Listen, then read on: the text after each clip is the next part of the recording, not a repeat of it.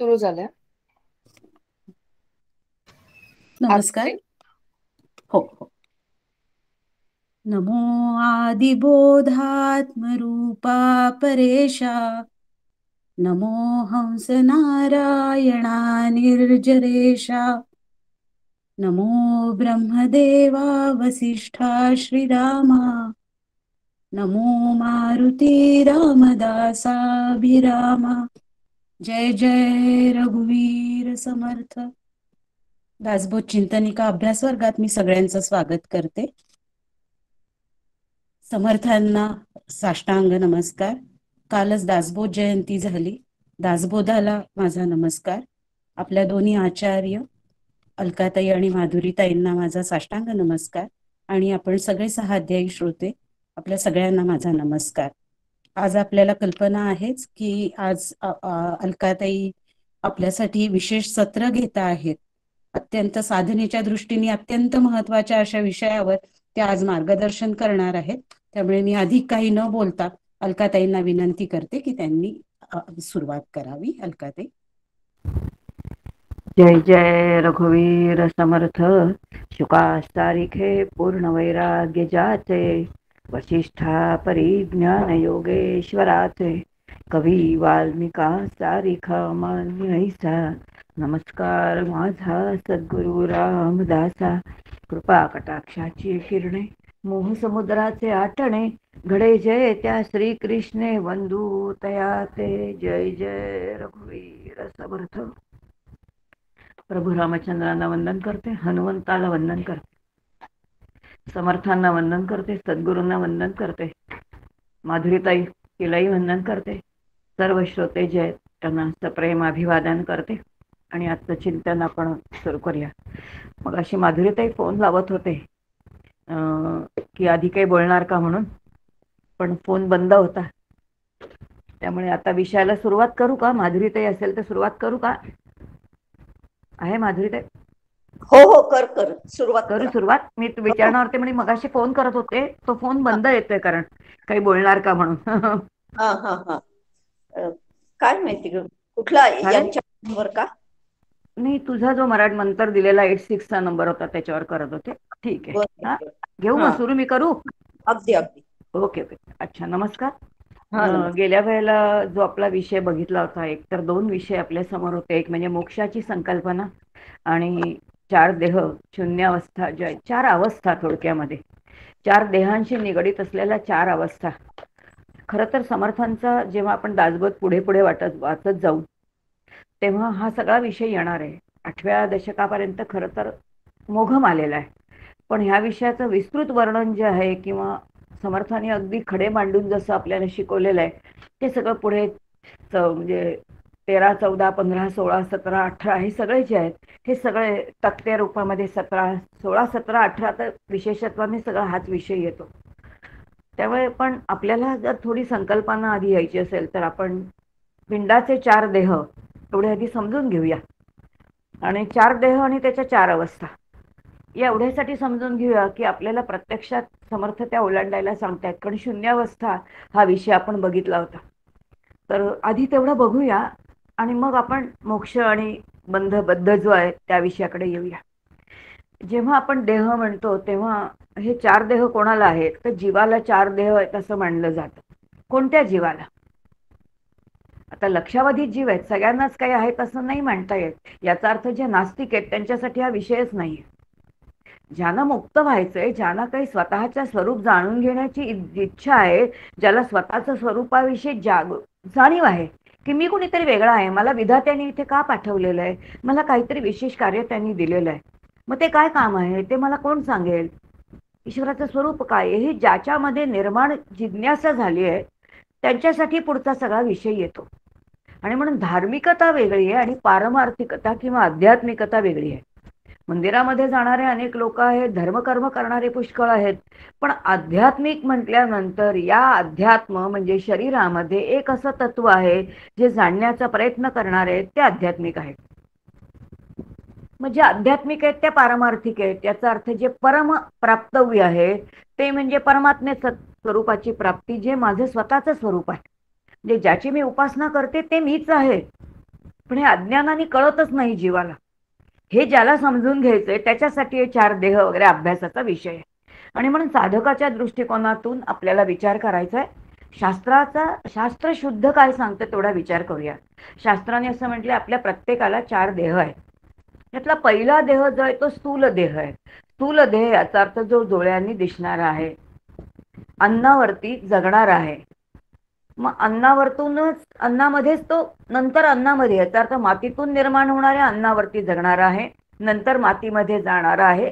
या शरीराला एक आकार आहे आणि याला अस्तित्व आहे. याला 6 प्रकारचे विकार आहेत. आपण बघितलं, अस्थि म्हणजे जन्माच्या आधीचं असणारं सूक्ष्म अस्तित्व मातेच्या गर्भामध्ये. जायते म्हणजे जन्म आहे, वर्धते वाढ आहे, त्याच्यानंतर त्याच्यामध्ये विपरिणमते म्हणजे बदल आहेत, क्षीयते म्हणजे क्षीण होणं आहे, आणि नश्यते किंवा म्रियते म्हणजे नाहीसं होणं आहे. या 6 विकारांमधून किंवा या 6 अवस्था ज्याला आहेत तो अस्थिमांसाचा देह म्हणजे स्थूल देह आहे. शास्त्रांनी त्याची व्याख्या खूप छान केली बरं. शास्त्र असं म्हणतं, ज्याचं वजन काट्यावरती केलं जातं, जो डोळ्यांना दिसतो त्याला स्थूल देह म्हणतात. म्हणजे जो आपण या स्थूल डोळ्यांनी बघू शकतो तो स्थूल देह, याला स्थूल देह म्हणतात. यानंतरचा येणारा सूक्ष्म देह आहे. आता हा सूक्ष्म देह जो आहे तो, त्याला 2-3 नाव आहेत. त्याला लिंग देह पण म्हणतात आणि त्यालाच वासना देह किंवा वासनात्मक देह सुद्धा म्हणतात. एकाच देहाची 2-3 नाव आहेत. सूक्ष्म देह त्यालाच वासना देह म्हणतात किंवा त्यालाच लिंग देह असं म्हणतात. स्थूल देहाच्या आतमध्ये जो आहे, जो सूक्ष्म आहे पण चर्मचक्षुना न दिसणारा, असा हा देह शास्त्रांनी मानलेला आहे. आता लक्षात घ्यायचं, आज आपण जे समजून घेतोय ती सगळी शास्त्राची घडी आहे. शास्त्रांनी ती घडी बसवून दिलेली आहे. समजून घ्यायची. जसं आपण गणित शिकवताना ABCD A+B त्याचा जर स्क्वेअर बघितला तर A² + 2AB + B², हे जे आपण शिकलो हे सूत्र आहे. आणि या सूत्रामध्ये आपण गणित घालून आपले गणित सुटली. तसं हे शास्त्र आहे. शास्त्र समजून घ्यायचं, याचं सूत्र समजावून घ्यायचं आणि सूत्र समजावून घेऊन हे सगळं सोडून टाकून आपल्याला अनुभवाच्या प्रांतामध्ये जायचंय. यासाठी हे सगळं समजून घ्यायचं, हे कधी विसरायचं नाही. मग सूक्ष्म देहामध्ये काय काय आहे? आता कुणी 19 तत्व मानली, कुणी त्याची 17 तत्व मानली. समर्थांनी 19 तत्व मानली, माऊलींनी 17 तत्व मानली. आता मूळ कोणती कोणती आहेत बघा. पंचज्ञानेंद्रिय, पंचकर्मेंद्रिय. आता पंचज्ञानेंद्रिय आपल्याला माहिती आहे कोणती कोणती आहेत. श्रोत्र, चक्षु, त्वचा, रसना आणि घ्राणेंद्रिय. याचा अर्थ डोळ्यांनी दिसतं, कानांनी ऐकायला येतं, डोळ्यांनी दिसतं, त्वचेने स्पर्शज्ञान होतं, रसनेने चव कळते आणि घ्राणेंद्रियाने गंध येतो. कर्मेंद्रियामध्ये हात पाय आहेत. पहिल्यांदी वाणी आहे. वाणी हात पाय शिसणं आणि गुद. याचा अर्थ वाणीने बोलता येतं, हाताने देणं घेणं आहे, पायाने आपल्याला ज्या ठिकाणी जायचं ठिकाणी चालणं आहे, शिसणं याचा अर्थ नवनिर्मितीचं काम आहे, आणि गुद म्हणजे मलविसर्जनाचं कार्य आहे. त्यानंतर पंचप्राण आहेत. प्रत्येकाचे 5 विषय आहेत. म्हणजे प्राण आहेत जे व्यान समान उदान प्राणापान हे आपण म्हणतो ते. आणि अंतःकरण पंचक. आता अंतःकरण पंचकामध्ये 4 गोष्टी ज्या आहेत त्या आपल्या सूक्ष्मच आहेत, पण त्यातलं अतिसूक्ष्म जे आहे अंतःकरण ते आपल्याला सांगता येत नाही, कारण ते स्फुरण रूपाने आहे. याच्यामध्ये 4 गोष्टी आहेत. मन, बुद्धी, चित्त आणि अहंकार. मनाचं काम संकल्प विकल्प करणं, बुद्धीचं काम निर्णय किंवा निर्धाराने निश्चयात्मक निर्णय देणं, चित्ताचं काम धरून ठेवणं, आणि अहंकार आपल्याला मी म्हणायला लावतो. मग असे हे 4 तत्वांचे 4 आहेत. आपण आता तत्वांचा विचारच करूया ना, फक्त आपण देह समजावून घेऊया. मग ही 19 तत्व समर्थांनी सूक्ष्म देहाची मानली. माऊलींनी काय केले? मन आणि चित्त एकच मानले आणि बुद्धी आणि अहंकार एकच मानलेले. त्यामुळे या दोन्हीचं काम एकत्र आणि म्हणून ती 17 तत्व होतात. मग 17 मानू देत किंवा 19 मानू देत, पण सूक्ष्म देह जो आहे तो किती आहे? तर तो 19 तत्वांचा आहे असं समर्थांनी मानलेले. आता त्याच्यामध्ये आणखी जर पूर्ण घटक बघितले तर मग पंचमहाभूतांचे 5, मग अंतःकरणाचे जे आहे ते अंतःकरण जे सूक्ष्म स्फुरण आहे ते मन बुद्धी चित्त अहंकार ते 5, मग ज्ञानेंद्रिय 5, कर्मेंद्रिय पाच, प्राण पाच, विषय पाच, हे सगळे पाच पाच पाच पाच 25 तत्व. आता त्या 25 तत्वांचा नाही, आपल्याला घटक 25 आहेत. पण सूक्ष्म देह जेव्हा आपण म्हणतो तेव्हा समर्थांच्या दासबोधाच्या आधाराने बघितलं तर तो 19 तत्वांचा आहे. मग हे 19 तत्व जी आहेत ती आतमध्ये आहेत, सूक्ष्म आहेत. मन दिसत नाही, बुद्धी दिसत नाही, चित्त दिसत नाही, अहंकार दिसत नाही. दिसतो का आपल्याला? प्राण पण दिसत नाही, अपान, हे सगळं आपल्याला कार्य कळतंय, आपल्याला जाणीवाला येते बरं का. म्हणजे आपल्याला ढेकर येते, आपल्याला जे आहे ते प्राण चालू आहेत, म्हणजे श्वासोश्वास चालू आहे कळतंय आपल्याला. पण ते दिसतंय का डोळ्यांनी? ते नाही दिसत आहे. आणि म्हणून तो सूक्ष्म देह आहे. मग ह्या 19 तत्वांनी जो बनलेला आहे, या 16 घटकांचे 19 तत्वांचे जे घटक आहेत त्याला काय म्हटलेलं आहे? त्याला सूक्ष्म देह असं म्हटलेलं आहे. हा पंचमहाभूतांनीच बनलेला आहे. पण पंचमहाभूतांनी बनलेला असला तरी सुद्धा यातलं अंतःकरण पंचक मात्र जे आहे ते शुद्ध तत्वाचं आहे, म्हणजे अपंचीकृत म्हणतात. एवढा एक फक्त गोष्ट लक्षात ठेवा. आत्ता बाकी आपण काहीच विचार करूया नको. आज फक्त आपण 4 देहांचा विचार करूया. मग स्थूल देह याचा अर्थ जो डोळ्यांना दिसतो तो, त्याच्या आतमध्ये सूक्ष्म देह आहे. मग त्याच्या आतमध्ये जो आहे तो कारण देह आहे. मग कारण देह म्हणजे काय? असं म्हटलंय की अंतःकरणामध्ये भरून असणाऱ्या आत्मरूपावरती ईश निर्मित असं एक अज्ञान किंवा अविद्येचं आवरण झाकण आहे. ज्या आवरणामुळे आत्मस्वरूप जे आहे ते तुमचं आमचं खरं स्वरूप आहे, पण तेच आपल्याला कळत नाही. हे जे अज्ञान आहे त्या अज्ञानालाच कारण देह असं म्हणतात. म्हणजे आपलं स्वरूपाविषयी असणारं अज्ञान तो कारण देह आहे. मग त्याची अनुभूती कुठे आहे आपल्याला? आता बघा, आता पण जेव्हा अवस्थांचा विचार करू तेव्हा ह्या सगळ्या देहांच्या काय काय व्याप आहेत किंवा उपद्व्याप आहेत ते आपण बघूया. पण कारण देह याचा अर्थ गाढ अज्ञान. ज्या अज्ञानामध्ये आपल्याला काहीच कळत नाही. मी स्वतः कोण आहे हेही कळत नाही, मी कसा आहे तेही कळत नाही, जग आहे किंवा नाही तेही कळत नाही. जिथे केवळ अज्ञान अज्ञान आणि अज्ञानच आहे याला कारण देह म्हटलेलं आहे. आणि चौथा जो देह आहे तो महाकारण देह आहे. मग आता महाकारण देह कोणाला आहे? सर्वसामान्य जीवांना महाकारण देह नाही. जे केवळ साधना करणारे आहेत, जे योगी आहेत, जे काही भक्त आहेत त्यांच्यासाठी हा देह आहे. जे सर्वसामान्य या मार्गामध्ये येतच नाहीत त्यांच्यासाठी याचं अस्तित्वच नाही.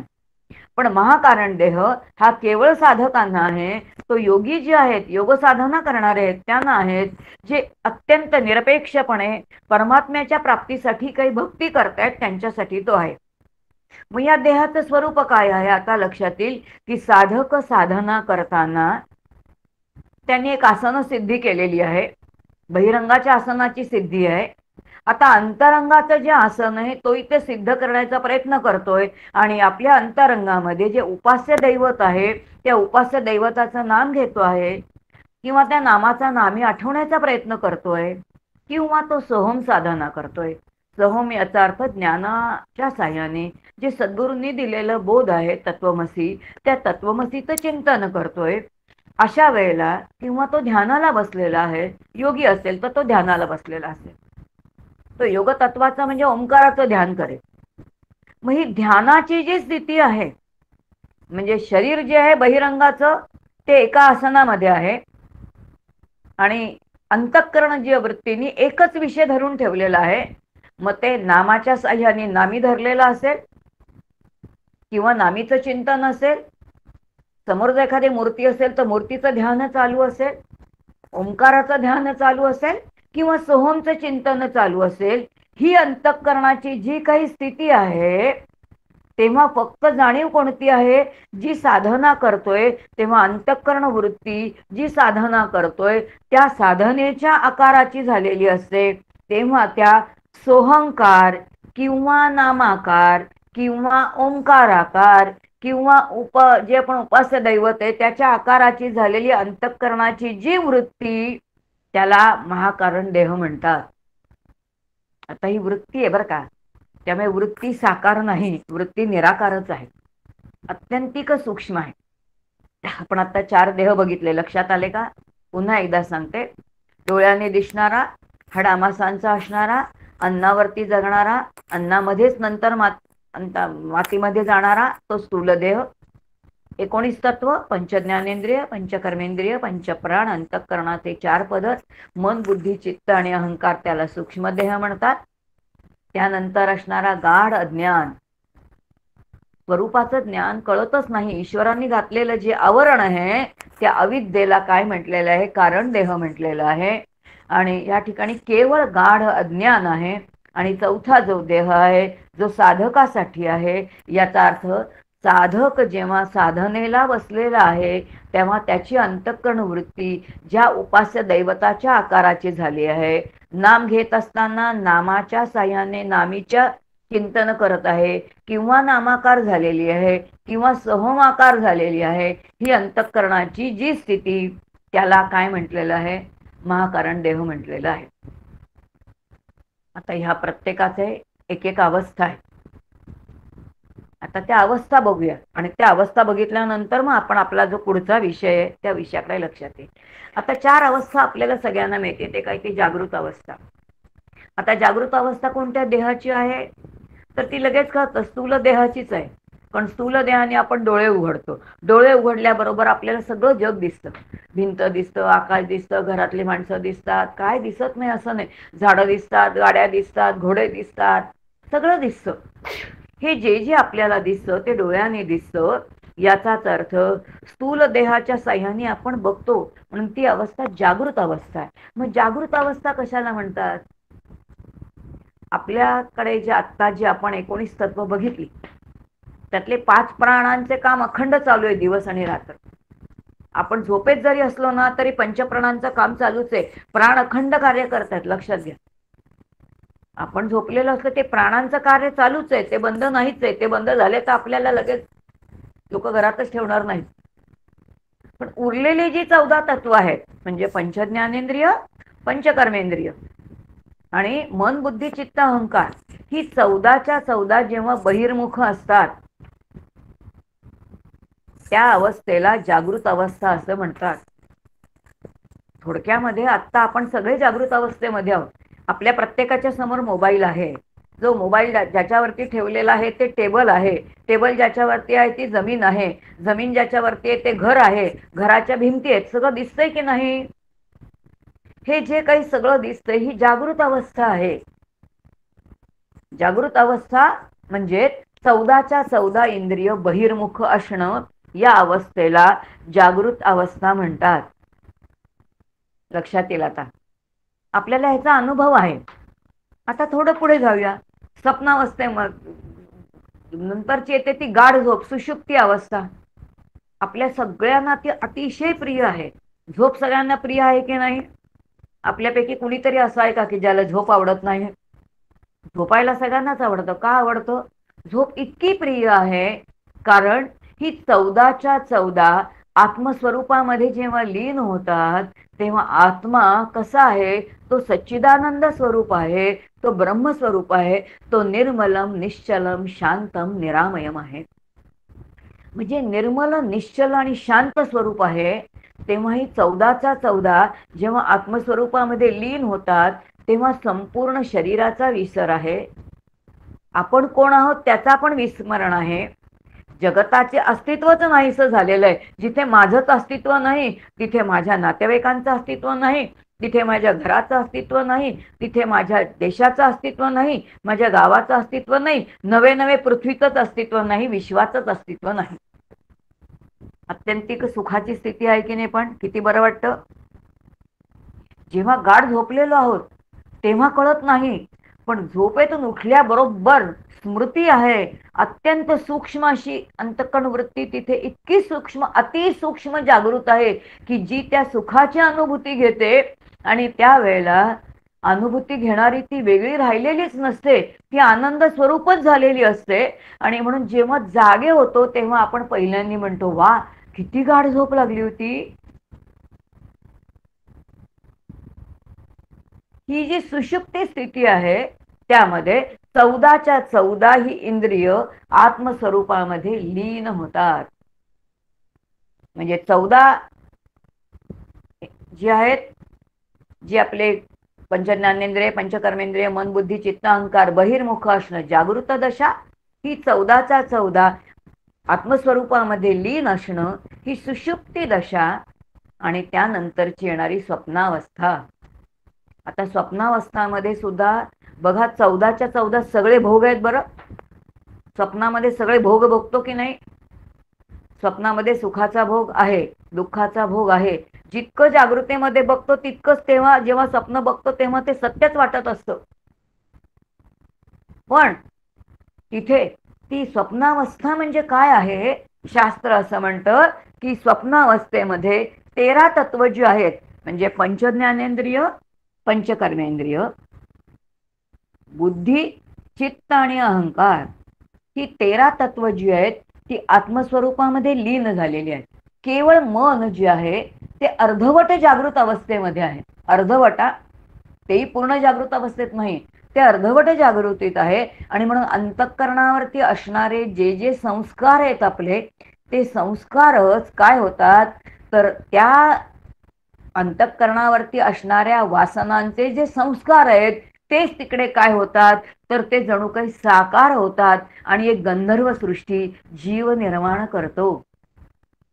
आपल्याला प्रश्न पडतो की त्या विधात्याने एका क्षणामध्ये एकोहम बहुश्याम असं म्हटल्यानंतर हे सगळं विश्व कसं काय निर्माण केलं असेल? कसं काय शक्य असेल? करू शकेल काय तो? असा प्रश्न पडतो.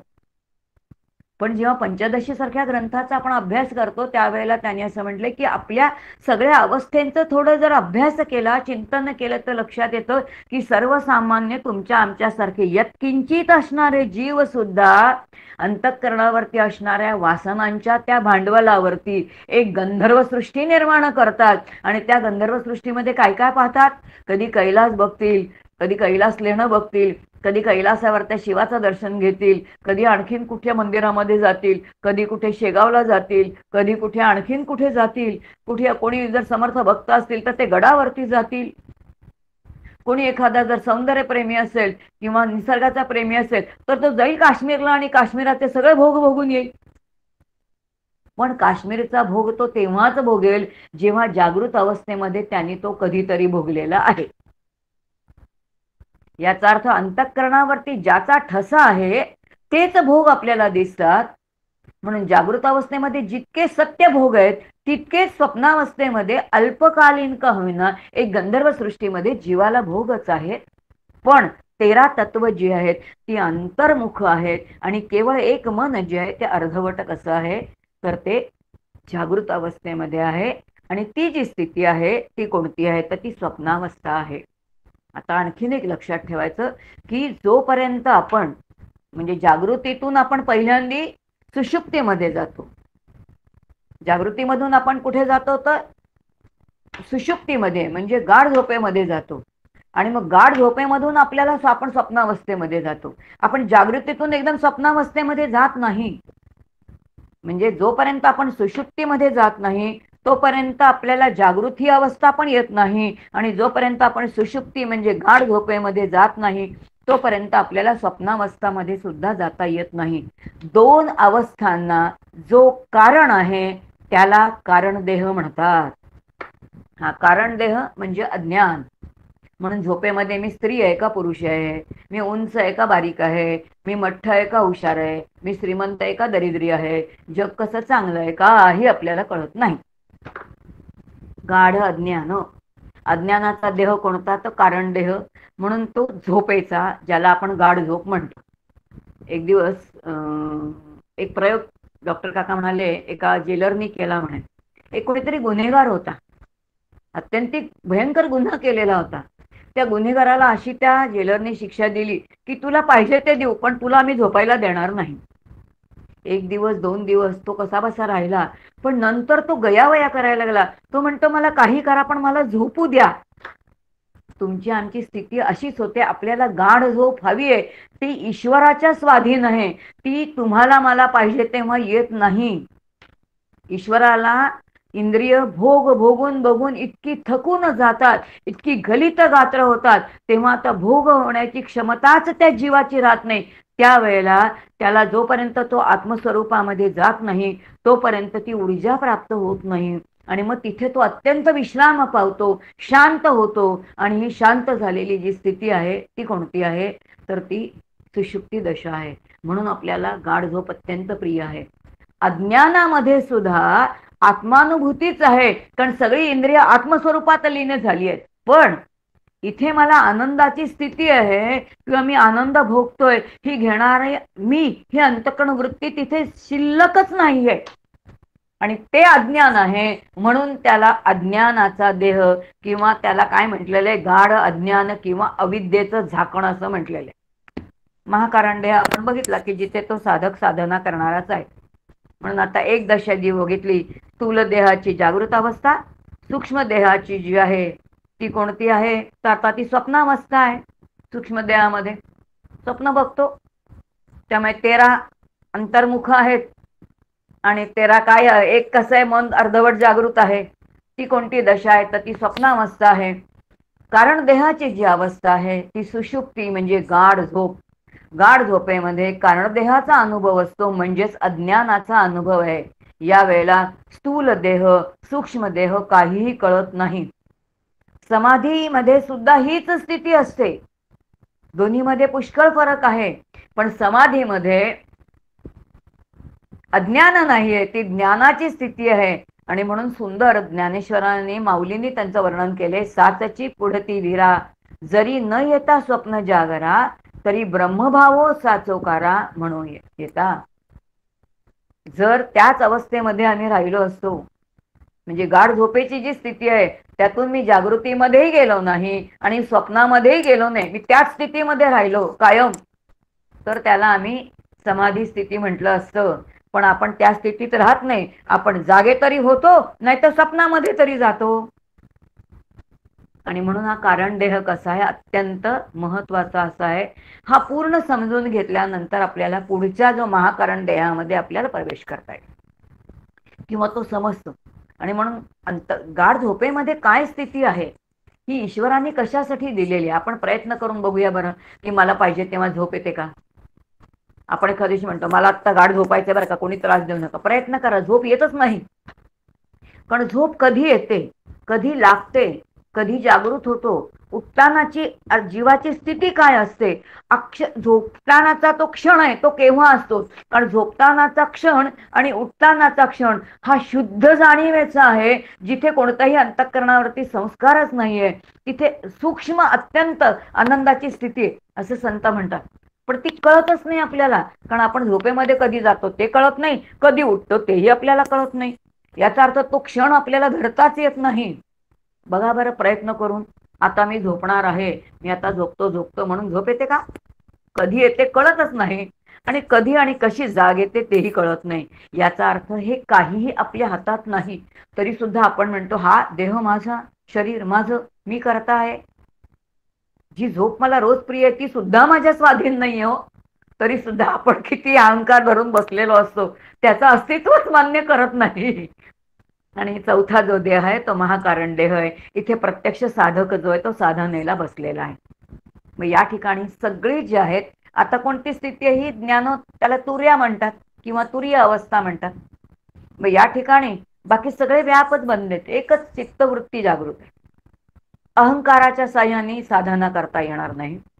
मन संकल्प विकल्प करते म्हणून मनाने साधना करता येत नाही. बुद्धी निर्णय द्यायचं कार्य करते म्हणून बुद्धीच्या साह्याने साधना करता येत नाही. मग साधना करणारी कोणती वृत्ती पाहिजे तर जी चित्त वृत्ती आहे, अवधारणात्मका वृत्ती, सा चित्त, धरून ठेवण्याची वृत्ती जी आहे ती चित्त वृत्ती आहे. आणि म्हणून ध्यान काळी जाणीवपूर्वक चित्त वृत्तीला जागृत ठेवायचं. ज्याच्या साह्याने आपण ध्यान करतो, ज्याच्या साह्याने आपण कल्पना करू आपण आता डोळे मिटून बसलेले आहोत आणि श्रीराम जय राम जय जय राम म्हणतो. आता श्रीराम जय राम जय जय राम डोळे मिटलेले आहेत, सगळे शरीर स्थूल देह म्हणजे हांडा जो आहे तो अत्यंत स्वस्थ केलेला आहे. अंतःकरण जे आहे तेही स्वस्थ करण्याचा प्रयत्न करतोय आपण, झालंय की नाही, पण समजा क्षणकाल झालं आणि अंतःकरण वृत्तींनी फक्त वृत्ती श्रीराम जयराम सुरुवातीला आपण मुखाने म्हणतो, पण म्हणून म्हणून दमून जातो. मग हळूहळू आपण मनात म्हणायला लागतो, उपांशोनी म्हणतो. मग हळूहळू आणखीन ते नामात जातं. मग नाम गेल्यानंतर ते कधी इतकं सूक्ष्मामध्ये जातं की मग म्हणणंच आपण विसरून जातो. मग नाम निघूनच जातं. नामाच्या नामीचं केवळ स्मरण राहतं. मग इथे ही स्थिती जेव्हा आपल्या आतमध्ये येते, ती कधी येते, कशी येते आपल्याला काहीच कळत नाही. हे आपणच आपल्या आतमध्ये जे उतरणं आहे, ही अंतःकरणाची जी स्थिती आहे, ती ज्ञानाची जी स्थिती आहे, त्याला महाकारण देह म्हणतात. ती तुर्यावस्था आहे. आणि म्हणून हा जो देह आहे तो ज्ञानायुक्त म्हटलेला आहे. या ठिकाणी जर ब्रह्मचिंतन असेल तर ते 6 म्हणजे परमात्म्याचं चिंतन आहे. तो 6 कसा आहे? तो ब्रह्म म्हणजे सच्चिदानंद स्वरूप आहे. सद्घन आहे, चितघन आहे, आनंद घन आहे. सत म्हणजे त्याचं पदार्थ निरपेक्ष अस्तित्व आहे. चित म्हणजे नेम निरपेक्ष ज्ञान आहे. आणि आनंद म्हणजे विषय निरपेक्ष आनंद आहे.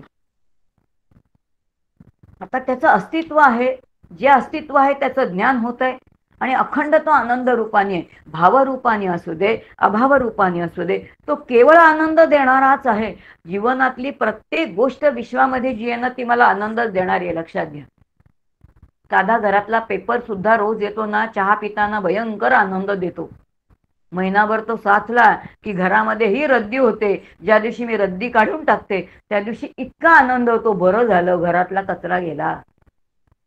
म्हणजे जेव्हा पेपर आला तेव्हा भावयुक्त आनंद मिळाला, आणि जेव्हा पेपर घरातली रद्दी गेली तेव्हा अभावाने पण आनंदच मिळाला.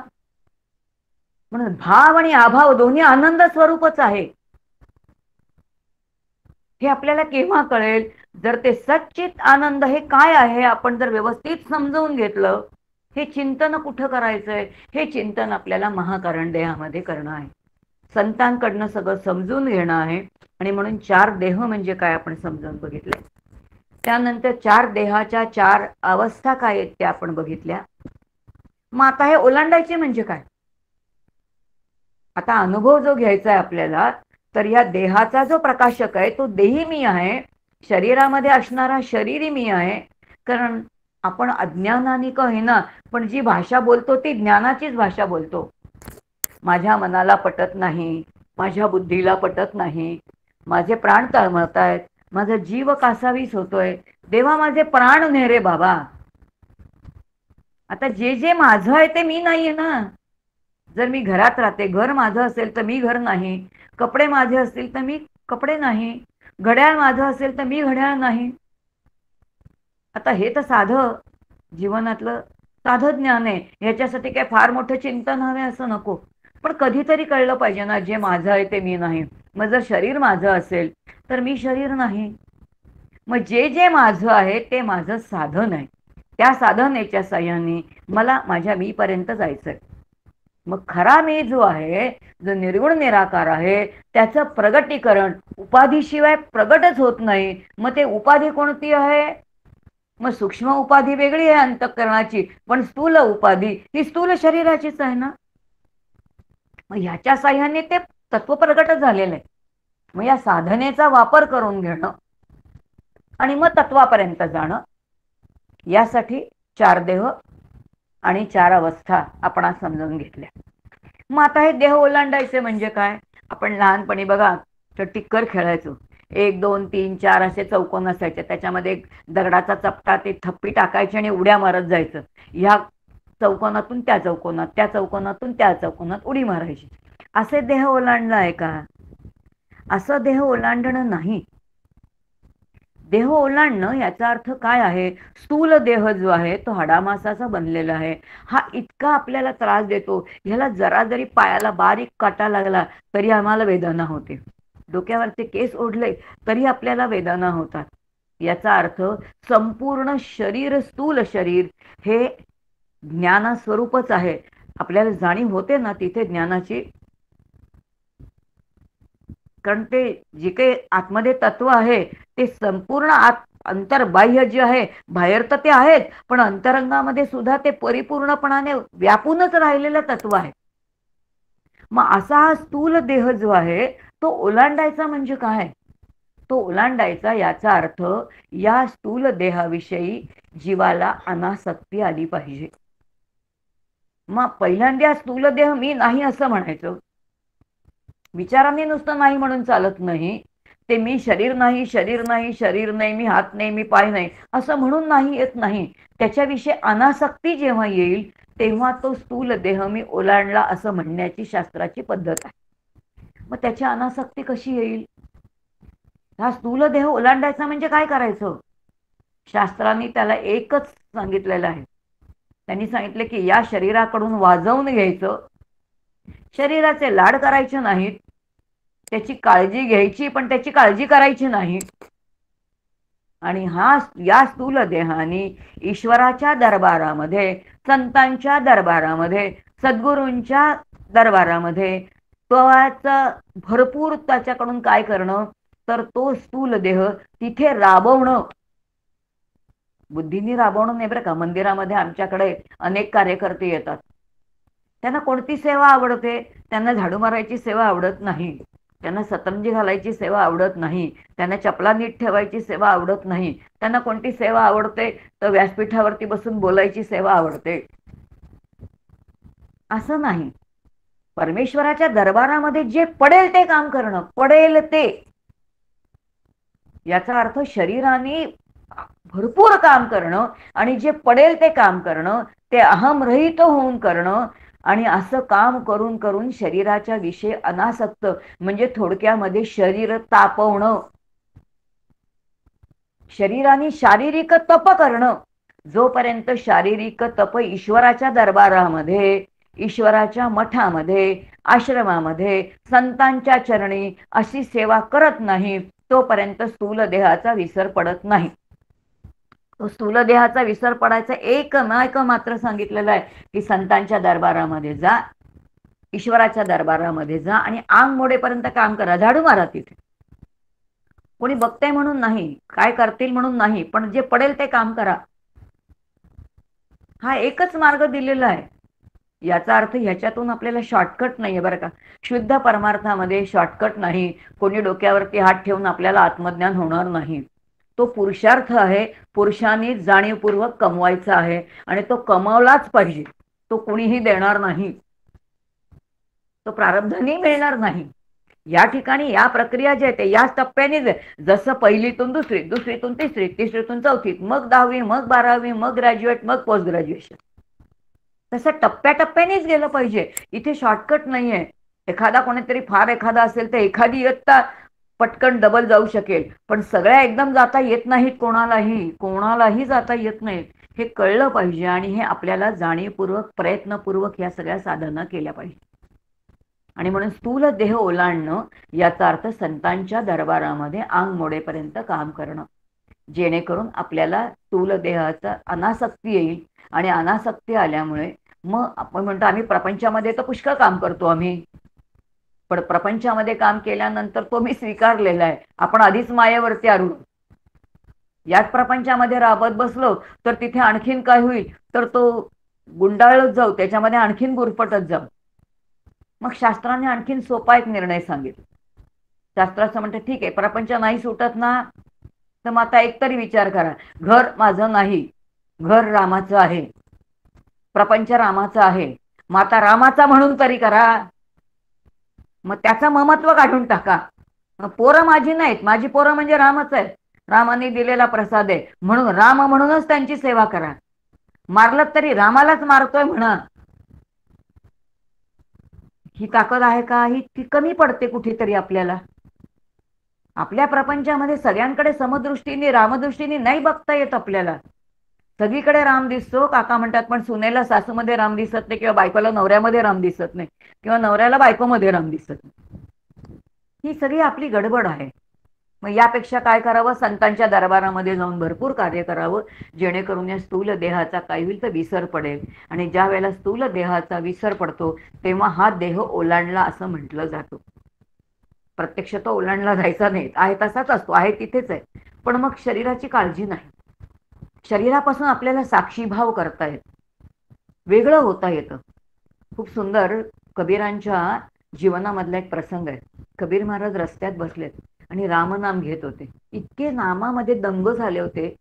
तेव्हा एका कुत्रा आला आणि त्यांनी त्या कुत्र्याने त्यांचे जी पायाची पिंढरी होती त्याचा चावा घेतला. रक्त यायला लागलं. त्यांना काहीच कळलं नाही. म्हणजे कुत्रा आलाय, त्यांच्या पायाला चावलाय, पायातून रक्त आले, त्यांना समजलंच नाही. ते इतके नामामध्ये दंग आहेत. रस्त्यावरच्या लोकांना वाटलं काय माणूस आहे, असं झोपला, इतकं गाढ झोपतं का कोणी.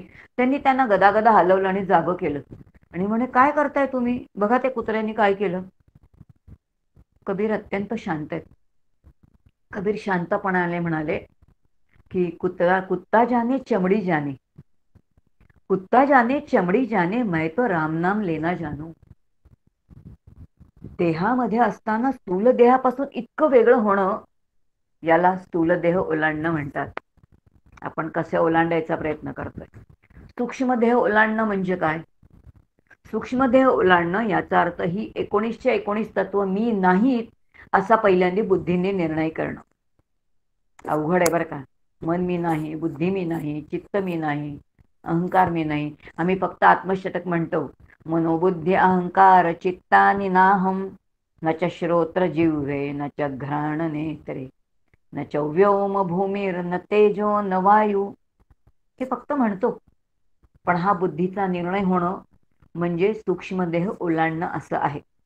मग नुसतं ते नाही म्हणून होतं का. तसं नाही. प्रत्येक जी तत्व आहेत त्या तत्वाचे काही गुण आहेत शास्त्रांनी सांगितलेले. मग आकाशाचे काही गुण आहेत, वायूचे काही गुण आहेत, अग्नीचे काही गुण आहेत, जलाचे काही गुण आहेत, पृथ्वीचे काही गुण आहेत. मग ते गुण प्रत्येकाचे काय काय 5-5 आहेत ते दासबोधामध्ये दिलेले आहेत. तो आपला आजचा विषय नाही, पण एक उदाहरण दाखवत घेऊ. आकाश तत्व जे आहे ते अत्यंत निराकार असं तत्व आहे, अत्यंतिक सूक्ष्म तत्व आहे. असं सूक्ष्म असणारा आकाश तत्वाचे प्रगटीकरणाचे त्यांनी असं म्हटले कोणते गुण असतील. काम क्रोध लोभ मोह मोह जे आहेत हे जे विकार आहेत हे आकाश तत्वाचे आहेत. आकाश जसं विश्वाला व्यापून आहे, अंतर्बाह्य व्यापून आहे, तसं ज्या वेळेला आपल्याला क्रोध येतो, ज्या वेळेला द्वेष येतो, ज्या वेळेला मत्सर येतो, तेव्हा तो विकार आपल्या संपूर्ण उपाधीमध्ये पायापासून मस्तकापर्यंत आतमध्ये भरून राहिलेले असतात. कारण आकाश भरून आहे ना, पोकळी आहे. शरीराच्या आकाराच्या आतपर्यंत आकाश परिपूर्ण भरलेलं आहे. तसा तो संताप क्रोध अंतःकरणामध्ये परिपूर्ण भरलेला असतो. आणि म्हणून आपण सहज म्हणतो तळपायाची आग मस्तकाला गेली, कारण तळपायापासून मस्तकापर्यंत तो भरलेलाच आहे. मग असे हे जे विकार आहेत, हे विकार जेव्हा अंतःकरणातून निघून गेले, या विकारांवरती जेव्हा आपला जय येईल, म्हणजेच आपण जितेंद्रिय होऊ, म्हणजे सगळी इंद्रिय आपल्या ताब्यामध्ये येतील, ही सगळी इंद्रिय शांत होतील, तेव्हा सूक्ष्म देह ओलांडला असं म्हणण्याची पद्धत आहे. अतिशय अवघड आहे बरं का. सांगणं फार सोपं आहे, ऐकणंही सोपं आहे, पण हे समजून घेऊन प्रत्यक्ष करणं अतिशय अवघड आहे. आणि त्यासाठी हे सगळं शास्त्र समजून घेणं. समर्थ दासबोधामध्ये आपल्याला दासबोध हा प्रकरण ग्रंथ आहे ज्याच्यामध्ये अनेक प्रकारच्या प्रक्रिया दिल्यात ध्यानाच्या. ध्यानामध्ये बसल्यानंतर काय करायचंय, मीच मला सोलायचंय, मी माझा स्थूल देह काढून टाकून द्यायचंय, मी माझा सूक्ष्म देह काढून टाकून द्यायचंय. मग काढून टाकून द्यायचं म्हणजे विचारांनी त्याचं अस्तित्व नाहीसं करून टाकायचं, कारण तो माझ्यापेक्षा वेगळा आहे, मग ते मी नाहीच आहे. मग विचार करून करून साक्षीभावांनी आपल्याला वेगळं वेगळं वेगळं व्हायचंय. मग असा हा सूक्ष्म देह मी नाही. मग त्यानंतर येणारा कारण देह गाढच अज्ञान आहे. आता झोपेमध्ये जे गाढ अज्ञान आहे ते समजतं, पण आता कल्पना करा आम्ही ध्यानाला बसलेलो आहोत, डोळे मिटून बसलेलो आहोत. डोळे मिटून बसल्यानंतर काय बाबा श्रीराम जय राम जय जय राम म्हणतो, काहीतरी म्हणतोय, हे जर काही म्हणता म्हणता जर वृत्ती अत्यंत त्या नामाशी एकाकार झाली असेल आणि देहाचा विसर पडला असेल तर तो महाकारण देह झाला. पण बराच काळ अशी काही साधना केल्यानंतर एक अशी स्थिती येते की जी विचाररहित स्थिती आहे. तिथे विचार नाहीत, अखंड नाही तर आतमध्ये विचार स्फुरत असतात. नाम घेताना सुद्धा वृत्ती नामाच्या ऐवजी दुसरी कुठेतरी जाते. गमतीने डॉक्टर काका म्हणतात आमचे की डोळे मिटल्यानंतर, डोळे उघडल्यानंतर जितकं जग दिसतं त्याच्या कितीतरी पटीने जास्त जग डोळे मिटल्यानंतर दिसतं. मग हे जग कुठून आलं? हे आतमध्ये वासनांच्या रूपाने मी घेतलेले जे अंतःकरणाचे ठसे आहेत ते अखंड वृत्ती रूपाने बाहेर येतात. सुरुवातीला हे सगळे येऊ द्यावेत, त्यांचं साक्षीत्व करावं, जाऊ देत सगळे. वृत्ती आल्या जाऊ देत, वृत्ती आल्या जाऊ देत, वृत्ती आल्या, असं साक्षीत्व करता करता करता करता एक स्थिती अशी येते की विचाररहित स्थिती येते. विचाररहित स्थितीमध्ये विलक्षण आनंद आहे. आणि विचाररहित स्थिती म्हणजेच तिथे काहीच नाही, आणि काहीच नाही म्हणजेच शून्य अवस्था. आणि शून्य याचा अर्थ त्याला शून्यावस्था का म्हणायचं? त्याला शून्यावस्था म्हणताच येत नाही, कारण त्या शून्याचं प्रकाशन करणारा मी तिथे शिल्लक आहे. मी आहे ना, शून्य बघणारा मी आहेच ना. त्यामुळे ती अवस्था करता शास्त्रांनी सिद्धच होत नाही. पण शास्त्रांनी विचाररहित अशी जी स्थिती आहे त्या स्थितीला शून्यावस्था म्हटलेलं आहे. तिथे जाईपर्यंत आपल्याला पुढच्या स्थितीत जाताच येत नाही. महाकारण देहामध्ये जायचं असेल, ज्ञाना दशेमध्ये जायचं असेल तर हा देह ओलांडूनच आपल्याला पुढे जावं लागतं. आणि मग त्यानंतरचा जो देह आहे तो महाकारण देह आहे. मग तिथे साधना करता करता सहा अहम, सहा कसा आहे तो सहा, तो सच्चिदानंद स्वरूप आहे. तो सहा म्हणजे कसा आहे? तो ईश्वर स्वरूप आहे. मग तो ईश्वर कसा आहे? ईक्षणा करणारा आहे. त्यांनी काय काय केलं? त्यांनी विश्वाची निर्मिती केली. कशी केली? की एकोम बहुस्याम प्रजा येतं. मग तिथून तो एकातून कसा झाला? आकाश, आकाशात वायू, वायूत तेजा, तेजात आपा, आपात पृथ्वी, पृथ्वीत औषधी, औषधीत अन्नम, अन्नात वीर्यम, वीर्यात पुरुषः, अशी 84 लक्ष योनीची जी आहेत ते पूर्ण विश्व निर्माण झालं. तत्सृष्ट्वा तद अनुप्राविशत, त्यांनी ज्याचं ज्याचं सृजन केलं त्याच्या त्याच्यामध्ये तो शिरला. म्हणून जे जे या विश्वामध्ये निर्माण झाले त्याच्यामध्ये ते तत्व आहेच.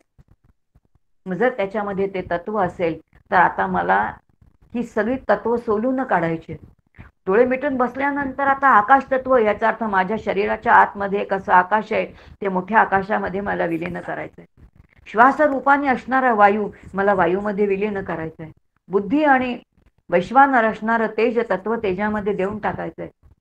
रक्त आहे, घर्म आहे, मूत्र आहे, लाळ आहे, हे सगळे जे जलमय पदार्थ आहेत ते मोठ्या जलतत्वामध्ये विलीन करायचं.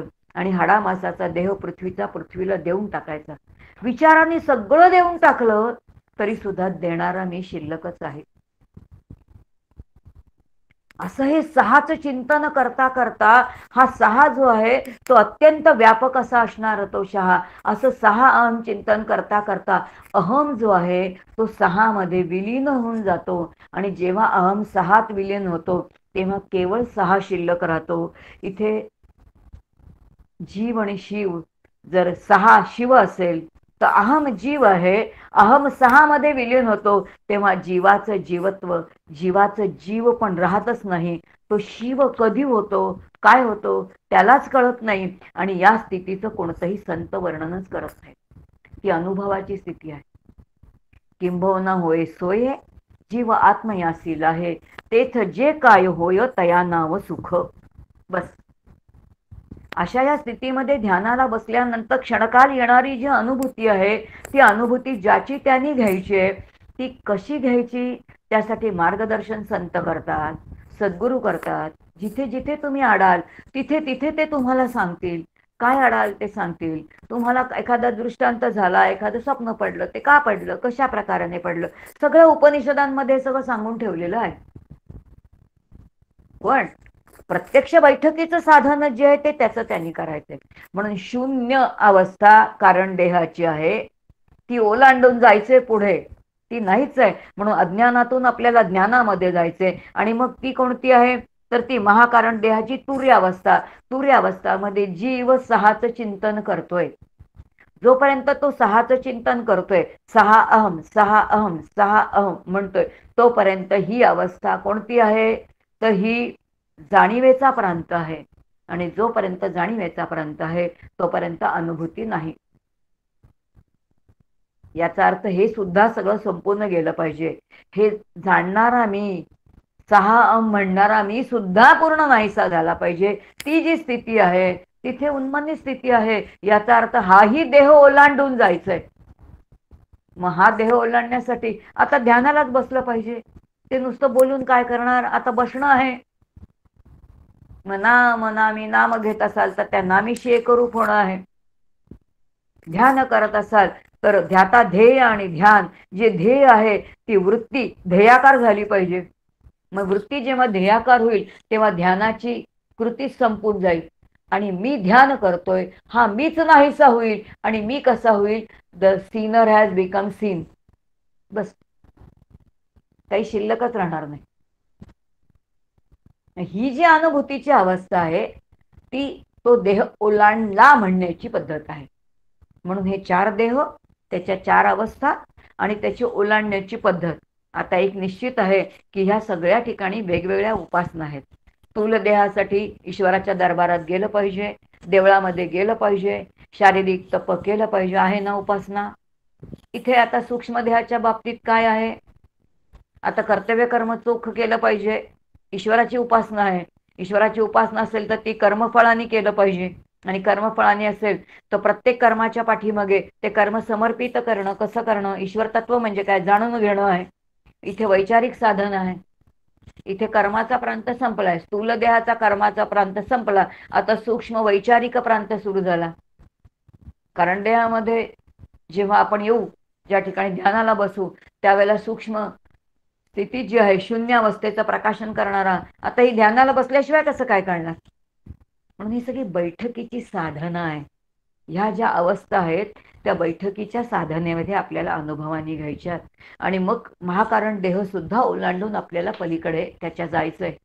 असे हे देह ओलांडण्याची शास्त्रीय प्रक्रिया अगदी थोडक्यामध्ये मी घेतल्या. कारण तासामध्ये मला सांगायचंय 50 मिनिटं झालेली दिसत आहेत. उरलेल्या 10 मिनिटांमध्ये आपल्याला मोक्षाचा विचार करायचा. त्यामुळे 4 देह, 4 अवस्था, ते कसे ओलांडायचे, त्याची पद्धत काय आहे, एवढा थोडक्यात, अगदी थोडक्यामध्ये, पूर्ण अगदी नाही, आणखीनही आपल्याला त्याचं विश्लेषण करता येईल. पण आपण जसजसा दासबोधाचा पुढे अभ्यास करू हे सगळं आपल्याला येणार आहे. पण आत्ता आपल्याला काहीतरी ठाऊक असलं पाहिजे म्हणून आपण हा विषय आज घेतला. त्यामुळे एवढा जरी लक्षात आला तरी पुष्कळ होईल. आणि मग यानंतर आपण विचार करणार आहोत तर आपल्याला मोक्ष लक्षण जो आहे तो विचार आपण केलेला होता. तर एक लक्षात आपण त्याही दिवशी बघितलं होतं, मोक्ष हा शब्द हा बंधन सापेक्षच आहे. त्यामुळे बंधन जे आहे ते अनेक प्रकारची बंधन आहेत. बंधन जिथे जिथे आहे ते बंधन हे आपल्याला दुःखकारकच आहे. कोणतंच बंधन आपल्याला आवडत नाही. बघा, लहान मुलांपासून मोठ्यांपर्यंत आपल्याला कोणाला एखादी गोष्ट तुम्ही करा असं सांगितलेलं आवडतं का? आपल्याला आईने सांगितलं तू हे कर, वडिलांनी सांगितलं हे कर, आवडत नाही आपल्याला. स्वतःहून केलेलं आवडतं, दुसऱ्यांनी कोणीतरी सांगितलेलं आपलं आवडत नाही. आपल्यावर लादलेली बंधनं आपण तोडण्याचा प्रयत्न करतो. घरातल्या तरुण मुलीला आई वडील सांगतात फार रात्र झालीये, उशिरा घरी येऊ नकोस, 7च्या आत घरात ये. ती म्हणते नाही काय नाही, काय होतंय, मी 8 वाजता आले तर काय होणार नाही, मी 8 वाजताच येणार. याचा अर्थ एकही बंधन आपल्याला चालत नाही. आपण ही बंधनं तोडण्याचा का प्रयत्न करतो? परमपूज्य मंदाताई म्हणतात जो जीव मूळचा मुक्त आहे त्याला एकही काल्पनिक बंधन चालत नाही. हे खरं त्याच्या मागचं सत्य आहे, तो सिद्धांत आहे. मग लौकिकातली बंधनं तोडून आम्ही स्वैराचाराकडे जातो, पण माझ्या मूळ स्वरूपावरती कोणतं बंधन आहे? ती सगळी काल्पनिकच बंधन आहेत. आता मुळामध्ये शरीर माझं हेही काल्पनिकच बंधन आहे. मी शरीर आहे, बंधनच आहे. प्रपंच माझा आहे, बंधनच आहे. पोरं माझी आहेत, बंधनच आहे. घराचं काय, माझं घर आहे हे ममत्व, बंधनच आहे. किती प्रकारची बंधनं आहेत. आपण छोट्या छोट्या गोष्टींनी सुखदुःखाचे अनुभव होतो आणि आपण छोट्या छोट्या गोष्टींनी आपले मनाचे अंतःकरणाचे पापड मोडले जातात. कारण आपण द्वैतामध्ये जातो. मला कोणी बुटकं म्हटलं की राग येतो, पण बुटकं ही संकल्पना कशी आहे? माझ्यापेक्षा कोणी उंच असेल तर मी बुटका आहे असं मला वाटतं, की मी बुटकी असं वाटतं. पण माझ्यापेक्षा जर कोणी बुटकं बघितलं की अरे वा मी किती उंच आहे असं लगेच आपण म्हणतो. मग बुटकं उंच हे सगळं सापेक्ष आहे. ही ज्या ज्या सापेक्ष संकल्पना आहेत हे सगळं बंधनाचं कारण आहे, हे दुःखाचं कारण आहे. आणि म्हणून बंधन जे आहे ते दुःखामध्ये टाकणारं आहे. आणि मोक्ष म्हणजे मोकळं होणं. सदा सर्वदा मोकळी वृत्ती राहा समर्थ म्हणतायत. जर मोक्षाकडे जायचं असेल तर वृत्तीच मोकळी ठेवा. या वृत्तीमध्ये काय ठेवूच नका, भरूच नका, काही रिकामीच ठेवा ती. पण आपण त्याच्यामध्ये काय काय भरून ठेवलेलं असतं हे आपल्यालाच कळत नाही. गमतीने असं म्हटलं जातं, ध्यानाला बसल्यानंतर लक्षात येतं की आतमध्ये किती विचार आहेत ते सगळे दिसतात. याचाच अर्थ डार्क रूम मध्ये गेल्यानंतर फोटो अत्यंत क्लिअर येतो लौकिकातला. तसं साधक जेव्हा ध्यानाला बसतो तेव्हा त्याच्या आतमध्ये नको असणारे जे विचार आहेत ते बाहेर आल्यानंतर त्याला कळतं किती जन्मांचे संस्कार त्याच्या अंतःकरणावरती आहेत. हे सगळे बाहेर काढायचे बरं का आपल्याला ध्यानाला बसून. तोपर्यंत आपण त्या अवस्थेपर्यंत जाऊ शकणार नाही. आणि त्याच्यासाठी समर्थ हे सगळं समजावून सांगतायत आपल्याला. म्हणून मोक्ष म्हणजे काय आहे तर वेदांतामध्ये जेव्हा पहिल्यांदा आपण 2 शब्द बघितले होते मला आठवते, एक मुक्ती आणि एक मोक्ष. थोडा बारीक फरक आहे. मुक्ती याचा अर्थ, मुक्ती हा शब्द उपासनेशी निगडित आहे. साधक परमात्म्याची ज्या रूपामध्ये उपासना करतो तो त्या परमात्मे स्वरूपाला प्राप्त होतो, त्याला मुक्ती असं म्हणतात. याचाच अर्थ त्याने जर ईश्वराचं नित्य काय केलं असेल तर उपासना केली असेल तर तो देवता लोकामध्ये जातो. तो कोणता आहे? ती सलोकता आहे. तो जर ईश्वराच्या जवळ जात असेल तर ती समीपता आहे. स्वरूपता या स्वरूपता याचा अर्थ मृत्यूनंतर आराध्य देवतेचंच रूप प्राप्त होणं. रूपता म्हटलंय. ह्या 3ही मुक्ती ज्या आहेत त्या नाशिवंत आहेत, पण मृत्यूनंतरच्या आहेत. मग खरी मुक्ती कोणती आहे तर ती सायोज्यता आहे. आता ही कशी आहे? आपण आता 4 देहांचा विचार केला. या ठिकाणी म्हटलेलं आहे स्वतःला विसरून उपास्य देवता स्वरूप होणे म्हणजे सायोज्य मुक्ती. किती सोपं सांगितलंय बघा बरं. स्वतःला विसरणे. तुकोबाराय म्हणताय विठ्ठला ऐसा करी उपकार देहाचा विसर पाडी मज. या देहाचा विसर मला पडू दे काही करू. आणि म्हणून स्वतःला विसरून उपास्य देवता रूप होणे, जगताची उत्पत्ती आदी व्यापार सोडून बाकी सर्व जे आहे या ठिकाणी जेव्हा सायोज्य मुक्ती एखाद्या साधकाला प्राप्त होते तेव्हा ईश्वराचं जे कार्य आहे, विश्वाची उत्पत्ती स्थिती आणि लय, हे सगळं सोडून ईश्वराचं जे सगळं ऐश्वर्य आहे ते उपासकाला जिथे प्राप्त होतं ती स्थिती म्हणजे सायोज्य मुक्ती. म्हणजे जे जे ईश्वराचं वैभव आहे, ऐश्वर्य आहे, सगळंच्या सगळं प्राप्त होतं. म्हणजे लौकिकातलं ज्याला आपण म्हणतो भक्ती, मुक्ती आणि भुक्ती, म्हणजे ईश्वराची भक्ती आहे, मुक्ती आहे आणि त्याचबरोबर भुक्ती म्हणजे ईश्वराचं सगळं ऐश्वर्य भोग त्याला प्राप्त होतात. पण फक्त विश्वनिर्मिती आणि विश्वस्थिती आणि विश्वलयाचं कार्य त्याच्याकडे येत नाही. पण ऐश्वर्य त्याला सगळ्या प्रकारचं मिळतं, त्याला सायोज्य मुक्ती मिळते, त्याला म्हटलेलं आहे. आणि ही सगळी उपासनेवरती अवलंबून आहे. पण मोक्ष मात्र विचारांचा आहे, त्याचा पुढचा टप्पा आहे. म्हणून ह्याच्या पुढे जेव्हा जातो तेव्हा मोक्षाच्या संदर्भामध्ये वेदांत असं म्हणतं की कारणासह वर्तमान सकल दुःखाची निवृत्ती आणि परमानंदाची प्राप्ती म्हणजे काय तर मोक्ष आहे.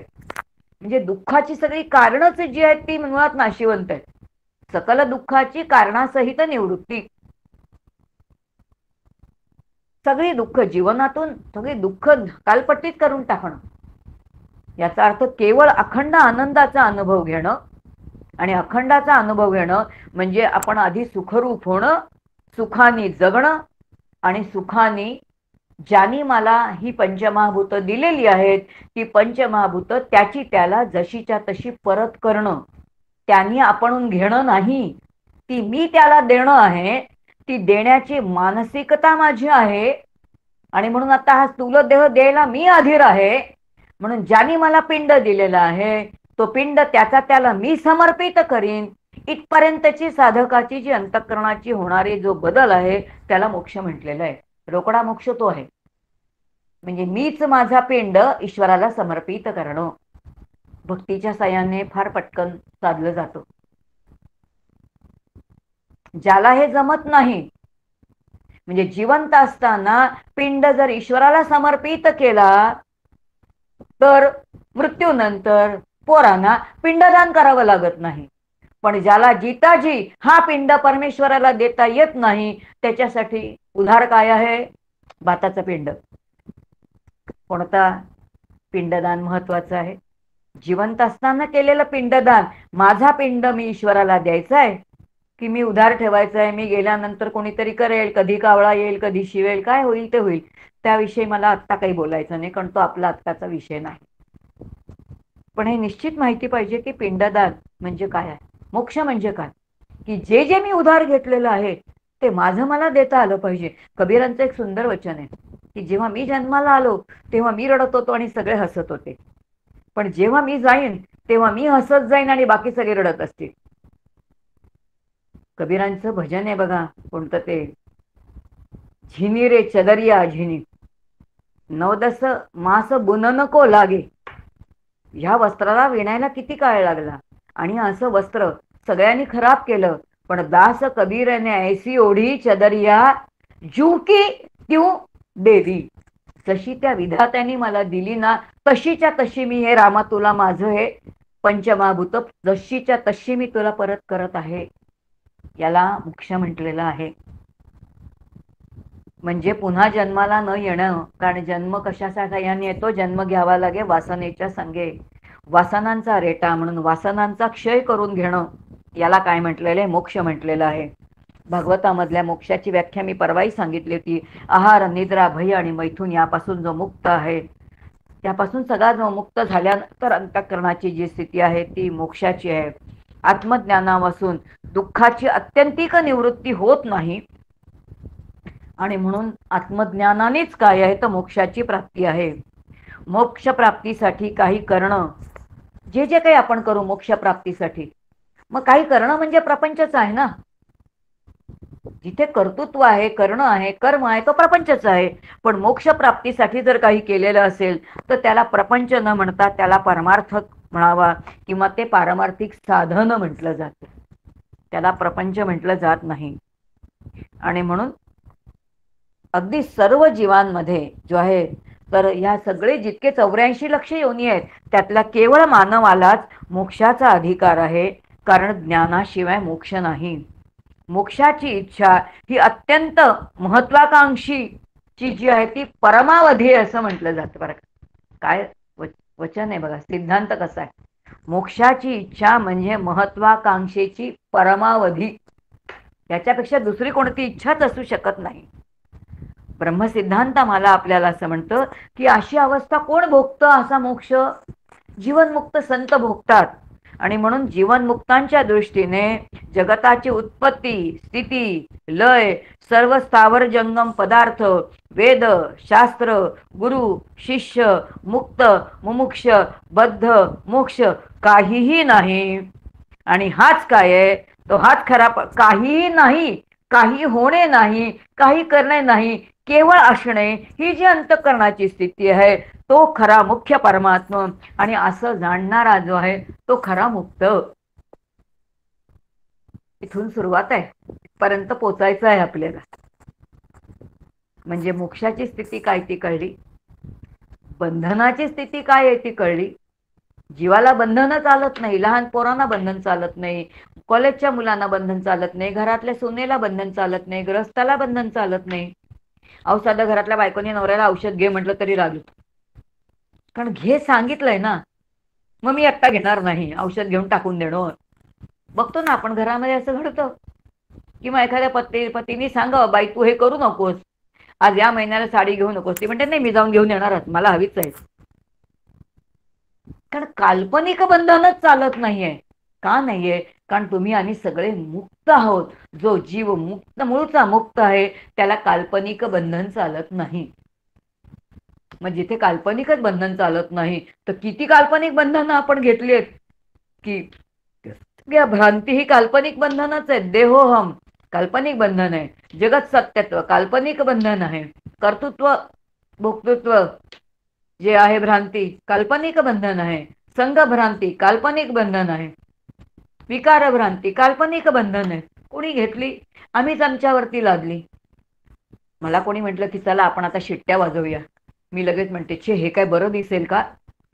याचा अर्थ मी काय कोणत्या वयात करावं हे कोणी ठरवावं?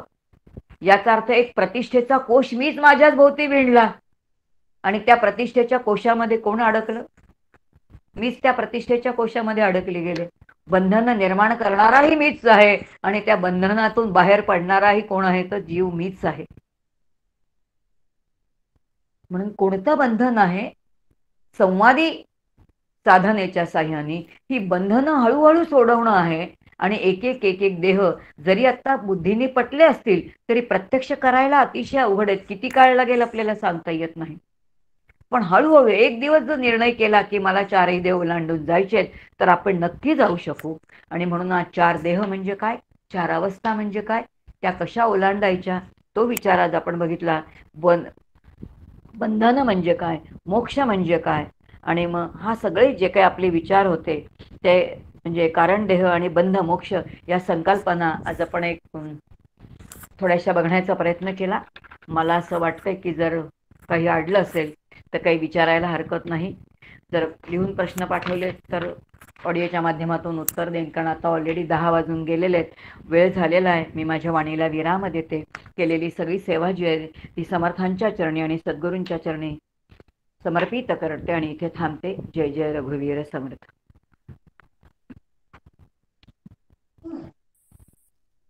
अलकाताई धन्यवाद. अत्यंत मौलिक असं मार्गदर्शन तुमच्याकडून आज आम्हाला मिळालंय.